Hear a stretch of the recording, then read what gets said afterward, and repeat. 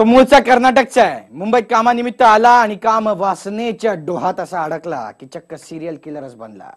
होय, मुंबईत सध्या एका अशा सिरियल किलरची चर्चा झडते जो स्वतः पोलिसांना सांगतो की त्याला पॅरोलवर सोडू नका, नाहीतर तो खून करून टाकेल.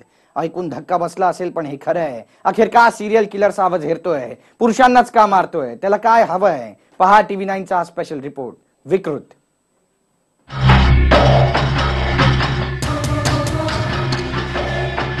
नाव विठ्ठल भजंत्री, वय 26 वर्ष, गुन्हा अब तक 4 खून.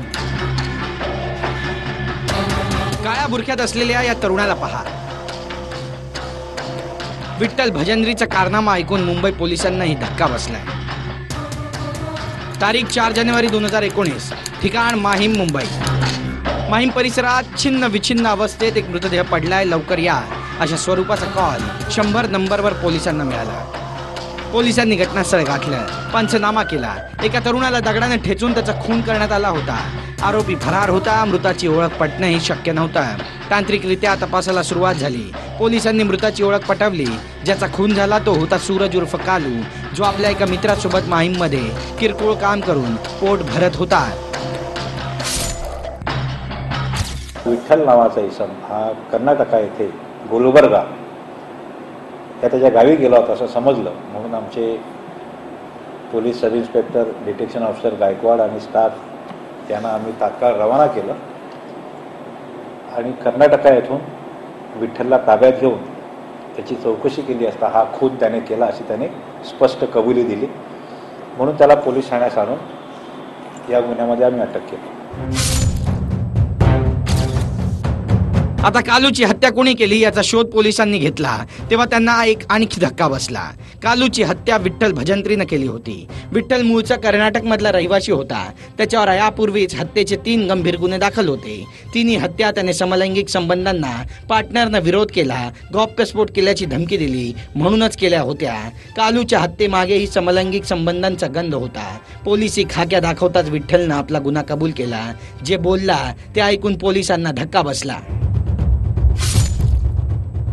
समलैंगिक संबंधाची गोष्ट बाहेर पडू नये म्हणून आरोपी विठ्ठलनं 2014 पासून एकूण 4 खून केले. मात्र 4 जानेवारी रोजी त्याने केलेल्या एका खुनानं त्या 4ही प्रकरणांची गुत्थी सोडवण्यात बँड्रा पोलिसांना यश आलेलं आहे. आरोपीनं आतापर्यंत असलेल्या समलैंगिक संबंधाला धरून आतापर्यंत 2014 पासून एकूण 4 खून केलेले आहेत आणि सगळ्यांची डोक्यात दगड घालून अगदी निर्घुणपणे हत्या केल्याचं तपासात उघड झालेलं आहे. खुनी विठ्ठल हा समलैंगिक विकृत आहे. त्याने पोलिसांना सांगितलंय की त्याला कठोरातील कठोर शिक्षा द्या, कारण जर तो पुन्हा पॅरोलवर सुटला तर तो पुन्हा गुन्हा करताना मागे पुढे पाहणार नाहीये. जर आकडे पाहिले तर लक्षात येतं की आरोपी किती सराईत गुन्हेगार आहे. त्याने साल 2014 मध्ये माहीम परिसरात एका व्यक्तीची बॅटने हत्या केली होती. साल 2016 मध्ये पंडित नावाच्या इसमाचा खून केला होता. साल 2017 मध्ये मित्राची हत्या केली होती आणि जानेवारी 2019 मध्ये सूरज उर्फ कालूची त्याने हत्या केली होती.